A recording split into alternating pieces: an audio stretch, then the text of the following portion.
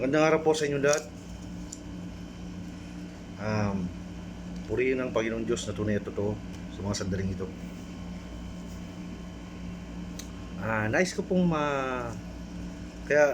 magsalita sa ngayon sapagkat meron akong nais na patungkulan. Bagamat ayaw kong makisawsaw sa issue na to, ngunit may isang estudyante, meron isang kapatid natin sa espiritual na nais tanuhin kung anong aking opinion sa mga nangyayaring kaguluhan sa social media patungkol sa faith healers saka sa patungkol sa simbahan, kung anong kanilang kaisipan sa mga ganung bagay. Gusto ko lang ipaintindi sa lahat na bawat tao ay ang katawan ng tao ay templo ng Panginoon Diyos yan. At bukod sa mga ganyang bagay ay nakasaad din naman sa Biblia na sinasabi nga nila na tayo sa sarili natin nananahan ang ating Panginoon Diyos sa loob mismo ng ating katawan, sa lahat ng tao. At bukod doon, ang gawang masama ng mga tao o gumagawa ng mga masama, yun ang nagde-define sa kanila kung sino sila.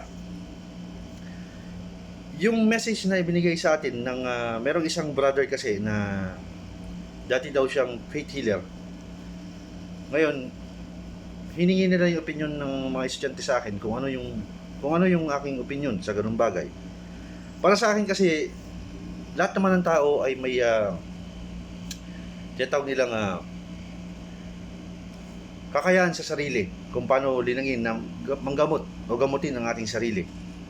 At basta ito sa pamamagitan ng ating Panginoong Diyos na siyang tunay at totoo. At para sa kaalaman ng iba, hindi naman porke ikaw ay nag-aral sa isang bagay, sasabihin mo ikaw ay banal na o nakapaloob sa iyo yung Holy Grace na tinatawag. Sapagkat sa akin lang, ito ay reaction video lang din para sa akin na para doon sa vlogger na yun na nagpo-post na nilahat niya ang lahat ng mga faith healers. Pag sinabi kasing faith healers, yun yung tinatawag nilang may sa paniniwala. They do believe in God. Lahat naman ng faith healers, para sa akin naman, kung sila ay nasa panig ng liwanag, naniniwala sila na may tunay na Diyos at totoo, then I don't think na may problema sa ganung bagay.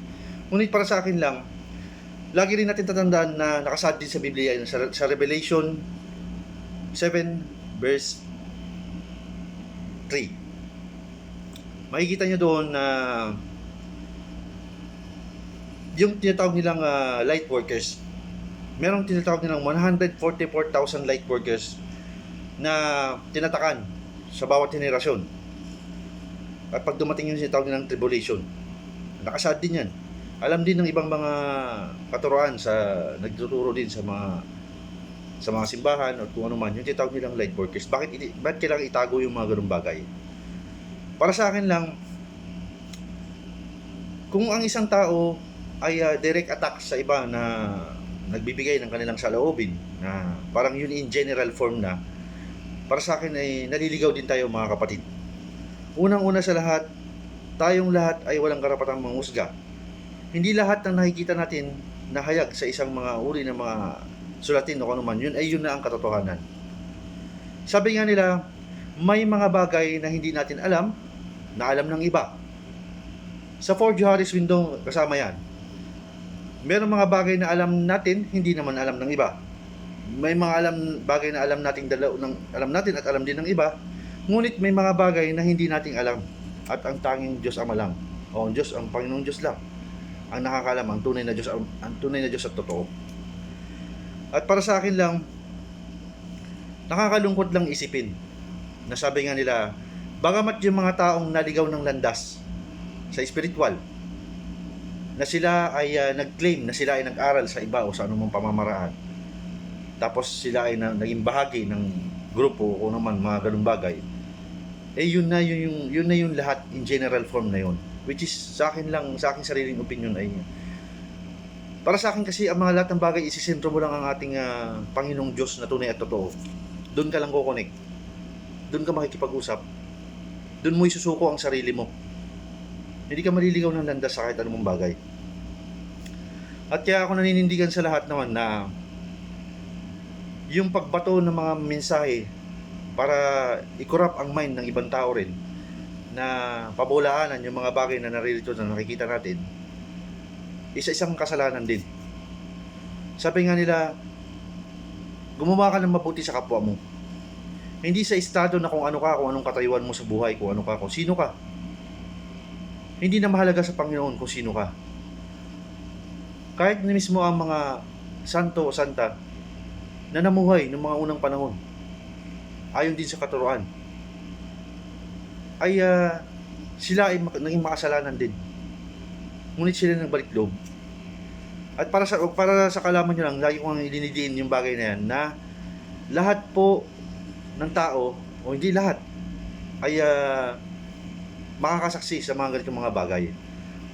Sinasabi ko nga sa inyo na yung tinatawag nilang 144 light workers, yun yung isa sa mga bagay na dapat maintindihan ng lahat. Na hindi lahat ay binibigyan ng ganung pagkakataon.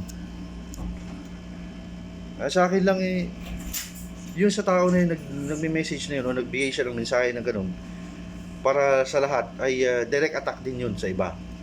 Sabi nga nila, binigyan tayo ng karapatan, bawat isa sa atin, o tinatawag nila na authority, o tinatawag nila na with our own free will, kung paano tayo gumanap sa isang bagay. At para sa iba naman, yung iba, sinasabi nila, yung ibang mga manggagamot, naniningil o kung ano man. Ako sa sarili ko, ihalin punulad ko na ng sarili ko. Ako po isang tao na hindi naman ako naniningil sa mga ganung bagay. At bukod pa doon mas inilalapit ko sarili ko doon. At sa iba naman na iba rin ang kanilang kaisipan, irespeto po natin. Respetuhan lang tayo.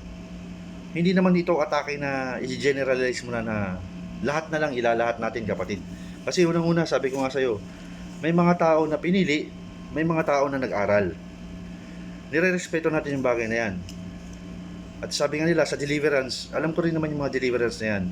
May mga Bible verse yan na ginagamit nila para mag-exorcist. O talagang gumanap sila sa mga exorcist na mga ganyang bagay. Pero para sa akin lang, yan ay i-respeto natin sa kanilang kaisipan o sa kanilang kaalaman. Sabi ko nga sa inyo, kung anong sitawag nilang tao na yun, at sitawag nilang Holy Grace, na mananahan sa isang tao lang o sa mga bagay lang na nag-aral o sa kanilang pag-aaral sa ganitong uri ng mga aralin, di lahat na lang pala ng mga tao dapat nag-aral na lang din ng ganun sa pinag-aralan nila. Sabi ko nga sa lahat, hindi lahat ng tao ay pinili, hindi lahat ng tao ay tinawag, at hindi lahat ng nakasuot ng kausuotan na kanilang pinag-aralan ay siya na ang makakatanggap ng tinatawag nilang Holy Grace. Maaaring may katotohanan, sinasabi nga nila na nagpapatotoo na ikaw ay nagiging mabuti ka sa kapwa mo at nag-aral ka sa mga ganyang bagay. Ngunit para sa akin lang, ang pagbitaw ng maling salita o ang pagbitaw ng masasamang salita sa isang tao, sa isang bahagi o sa isang uri ng tao rin na gumaganap sa isang bagay na nagbibigay ka ng kasiraan, yan ay isang maling gawa para i-corrupt ang mind ng iba. Para sa akin lang ayaw ko sana makisawsaw sa issue, pero kailangan ko rin manindigan at some point. Sabi nga nila, di ba, nakocontaminate daw ang bawat henerasyon by henerasyon. Sabi nga nila, ang mga ganyang uri ng mga bagay ay matagal nang noong unang panahon pa. Ang tigmaan sa pagitan ng mga tao at mga pagitan ng mga ganyan mga espiritu na yung mga na gumagambala sa mga tao na mga taong nangangailangan ng tulong ay matagal na nagaganap. Since medieval age pa.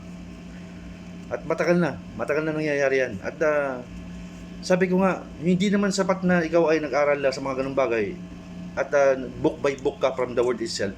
Ayun na. Hindi lahat ng tao o hindi lahat ng bagay na nababasa natin o sa dami na nababasa natin ay tayo na ay makarunungan sa mga bagay na alam natin. Ngunit para sa akin, naninindigan lang ako na hindi lahat alam natin, mga kapatid. Hindi natin masasabi na lahat ay ating alam. Alam natin lahat na yun na magiging pantunan ng pangkalahatan. Bagamat may mga taong sikat na exorcist, mga sikat na mga deliverance din. Sabi nga nila, ang tao ay binigyan ng choice, o tinatawag nilang binigyan tayo ng kalayaan kung saan tayo lalapit o saan tayo pipili o kung naman. Sabi ko nga, hindi lahat po ng tao ay binigyan ng kakayahan na nagmumula sa ating Panginoon, sa mismong tunay na Diyos at totoo, sa pangkalahatan. At tungkol naman sa kanilang mga paglalahad, na nabasa rin nila, na nagpasalin-salin din sa kanila, yan ay uri din ng karunungan o uri din ng kaalaman na ipinasa rin sa kanila. Simula pagkabata, sila ay nag-aral, yan ay nabasa rin nila. Ngunit ano ang patotoo at ano ang patunay? Sabi ko nga, may mga bagay na nakikita natin nangyayari, may mga bagay na hindi natin alam lahat. Ang makakasagot lang ay ang Panginoon, na siyang Diyos na tunay at totoo para sa pangkalahatan. Ang tanong, ano ang magagawa mo para makatulong ka sa kapwa mo sa paraan ng pangkabutihan, pangkalahatan pangkabutihan? Yun ang isang question mark. Sabi nga nila, kailangan ba na ang isang bagay ay magsalita ka ng masama sa ibang tao o sa ibang mga gumaganap na kung ano man? Sa tingin niyo po ba is kalugod-lugod din sa dakilang lumikha ang ganyan mga uri ng mga gawain? Which is para sa akin is mas malala pa yun sa isang matinding kasalanan, na ang isang tao ay tumutulong sa kanyang kapwa para gamutin yung tao sa paraan na kanyang nalalaman, sa paraan na hindi niya hindi niya ginagamit ang kanyang kakayahan sa mga bagay na hindi kaaya-aya. At ang masakit lang sa mga bagay na ganyan, yung mga taong nagbibitaw ng kanilang mensahe sa pangkalahatan na ganyan is i-generalize na nila na yun yung kanilang naisip, yun na yung kanilang sabi ko nga, makapangyarihan ng bawat salita, nakakasugat yan. Masigit pa sa isang punyal na kapag itinarak mo sa iyong dibdib ay hindi basta-basta naghihilom agad.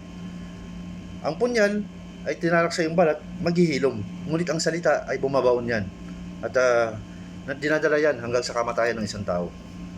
At talagang tinataglay ng isang tao yan. Kaya sabi ko nga sa iba, maghinay-hinay tayo, maghunos dili tayo sa bawat binabato natin ng mga salita. Sapagkat sabi ko nga, bagamat ang iba ay di naninindigan, o sa iba, na sabi nga nila ay medyo taliwas sa kanilang kaisipan. Welcome sila ng bahagi ng kanilang reaksyon. Ako naman ay nagbabahagi lang din ng aking personal na reaksyon o kung ano man.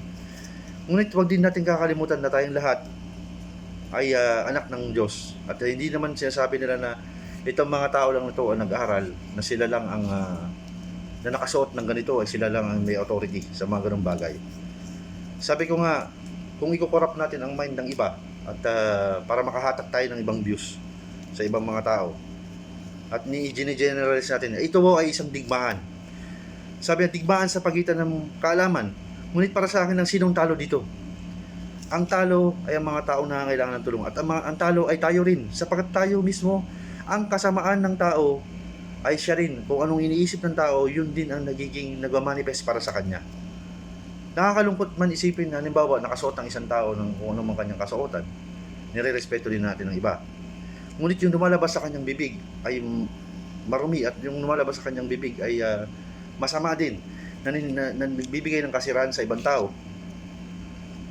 Which is mali din. Di ba? Kailangan maging mabuting halimbawa ka sa iba. Maging mabuting halimbawa rin tayo. Sabi nga nila, matatagal na ang mga sulatin, matatagal na ang mga aralin, na mga talagang nagpasalin-salin na rin. Ngunit yan ay karunungang hayag, at karunungang hindi hayag, o karunungang hayag, na nagpasalin-salin din sa iba, na nagbuo sa kaisipan ng isang tao. Para sa akin, ang mahalaga lang sa akin sa ngayon, ay yung paggawa mo muna mabuti sa kapwa mo. Sabi nga nila, kung ano mang bagay na alam mong may agam-agam ka sa sarili mo, isuko mo ang sarili mo sa Panginoon na siyang lumikha sa atin. At kahit anong mga bagay yan ay hindi ka maliligaw. At para sa iba naman na patuloy na naninira o patuloy na winawasak din yung iba, yung gawain din ng iba, ay bigyan natin sila ng kalayaan na lang kung ano man yung mga choices na pinipili ng bawat isa sa atin. At lagi niyong iisipin sa pangkalahatan, hindi sa lahat ng mga pagkakataon na ang mga taong nakasuot na kanilang kasuotan na sila ay banal na sa kanilang mga gawain. At unang-una sa lahat, sabi ko nga, hindi lahat ng tao ay yung mga nakasuot na naman ganun ay sila na lang ang pinili. Maraming mga tao na pangkaraniwan, magsasaka, maraming tao na hindi mo alam, may mga ganitong mga bagay na sila ay tinawag sa isang pagmimisyon. So para sa akin, wala sa estado ng isang tao kung ikaw ay tatawagin. Kahit mangingisda ka, kahit ikaw ay magsasaka, o isang simpleng tao ka lang. Kung ikaw ay tatawagin at tatawagin ka sa oras na ibigay sa iyo yung pagmimisyon na ilatag sa iyo. Ngunit para sa akin lang, sana maging bukas na kaisipan to sa pangkalahatan na hindi ang salita ng isang tao ang magmamanifest sa pangkalahatan na yun na ang masusunod. Ang sabi ko nga sa inyo, maging bukas ang isip ng iba. Sabi nga nila, paggawa sa mga kabutihan o paggawa ng mabuti sa kapwa, marami ang sisira at sisira niyan. Marami ang susubok at susubok sa inyo. Ngunit para sa akin lang, sundin nyo, hanapin nyo ang kabutihan sa puso't isip nyo. Yun ang mahalaga. Dahil ang Panginoon naman ay hindi tumitingin sa kung ano man literal o kung ano mang salita o kung ano mang lahat, lalahatin ko na. Kahit wala pa yung mga libro, kung wala pang mga basihan na yan. Ang mahalaga sa mismong Panginoon na ating pinaniniwalaan ay yung tinatawag ng paggawa mo ng kabutihan sa kapwa mo. Yun yung mismong magdi-define sa'yo kung sino ka. Kung ano ka ba talaga, kung sino ka. Ano ka ba? Ano bang purpose mo sa mundo na to? Ngunit kung ang purpose mo ay nag-aral ka at sasabihin mo sa pangkalahatan ay nag-aral ako, ganito, mali yan, mali ganito, ganun, lahat mali yan. Tayo ay tao lang mga kapatid. Ano ang pagkakaalam mo sa mali sa hindi? Kung ang Panginoon Diyos lang ang nakakaalam ng lahat. May limitasyon din ang kaalaman ng bawat isa. Hindi natin pwedeng sasabihin na ang isang bagay na ating nalalaman ay yun na ang tatanggapin ng iba. Sabi nga nila, hindi lahat alam mo. At bukod pa doon, manindigan pa rin kayo sa kabutihan. At sa mga ganyang bagay lang, sabi ko nga, mas mabuti pa na magdasal sila muli, manalangin sila at humingi ng kapatawaran sa kanilang mga aksyon, sapagkat tayo ay dapat maging mabuting ehemplo tayo. Dapat tayo ay manindigan para sa kabutihan. At bukod pa doon, ang pagiging mabuting ehemplo ay ang gawain niyan ay hindi para manira ng iba. Sana yung mga ganitong mga bagay na lumabas sa paraan na ngayon na nakikita natin sa bawat henerasyon, dapat na wipe out na yan. Nabura ang mga katulad ng mga fake healers, mga manggagamot na yan, kung talagang hindi sila kinasiyahan din. At saka bilang lang, hindi mo na masasabi na lahat. Kung sasabihin mo na ang Holy Grace ay kakailangan tanglayin ng isang tao, kailangan pala mag-aral ng mga pinag-aralan din ng iba. Sabi ko nga, so ibig sabihin pala, kailangan mag-aral din ng mga ganun sa pinag-aralan nila para tanggapin ang mga bagay na ganyan. Paano yung nakasaad sa Biblia sa Revelation na tinatawag nilang mga light workers na magliligtas sa pagkagunaw, o hindi man magliligtas na literal na magliligtas sa pagkagunaw ng mundo, kundi magliligtas sa tao sa kasamaan ng kaisipan ng tao na siyang gagabay sa pangkalahatan upang magbalik loob sa dakilang Diyos na tunay at totoo. At para sa akin lang, ayoko na sanang magbigay pa ng issue sa mga ganyang bagay kasi hindi ko rin ugali na nakikisaw-saw sa mga issue. Basta ako ay direkta ako nananalangin sa ating Panginoong Diyos na siyang lumikha. At gagawa ako ng kabutihan sa kapwa ko with my own free will, with my own sabi ko nga na wisdom, kung ano man binigay sa akin ng Panginoon Diyos, yun ay gagamitin ko sa pamamaraan na yun. At maninindigan ako para sa pangkalahatan ng pangkabutihan, sabi ko hanggang sa huling hininga ng buhay na meron ako. At sabi ko nga, sa pagdating ng araw, ang Panginoon na ang huhusga sa pagdating ng tamang oras o sa pagdating ng paghuhukom sa ating lahat. At anumang maling gawa natin sa ating kapwa o anumang kasiraan na ating binabato sa iba, ay yan ay nagpaparumi sa atin. Yan ang nagpapabigat sa ating mga dalahin. Anumang bagay, sabi nga nila, mas mainam na dalhin mo ang salita ng Panginoon Diyos. Hindi siya paraan na magbitaw ka ng mga masasamang salita sa ibang tao. Nakakalungkot isipin may mga taong ganyan. Sana lang sa mga taong mga nagsasalita ng mga ganyan ay magnilay-nilay din po kayo na anumang aksyon na inyong ginagawa o anumang aksyon na inyong sinasabi na kasiraan sa iba ay maling-mali din po sa mata ng Panginoon Diyos Ama na makapangyarihan sa lahat. At gayon din po sa iba na naniniwala sa mga ganyang bagay ay kailangan po ay respetuhan lang tayo. Kung yung iba ay may paniniwala sa ganitong mga bagay, ang iba naman may paniniwala sa ibang mga bagay, kailangan po natin ng respetuhan. Yun lang ang para sa akin. At igalang natin, irespeto natin ang mga kaisipan ng iba. Hindi sa paraan na sasabihin natin yung mga ganung bagay na yun na ang pinakapangkalahatan. Sana po ay maintindihan din ng iba at bukod pa doon hindi sa paraan na para hikayatin ko kayo sa mga bagay na meron akong sinasabi o kung ano man. Ngunit ang direktang atake sa isang bagay ay isang maling gawain din na upang ang iba ay ikurap ang mind din ng iba. Sana mag-isip-isip din ng iba. At lahat sana ng sinabi ko sa inyo sa pangkalahatan ay hindi lahat ng tao ay pinili na nakasuot na naka-uniform kung ano man. Kahit mga simpleng tao lang. Kung ikaw ay tatawagin sa iyong pagmimisyon, tatawagin ka sa takdang panahon o tamang panahon. Yan ay depende na lang sa iyong pagtanggap. At sana po maging bukas na kaisipan to sa pangkalahatan. Hanggang sa muli po at maraming salamat po.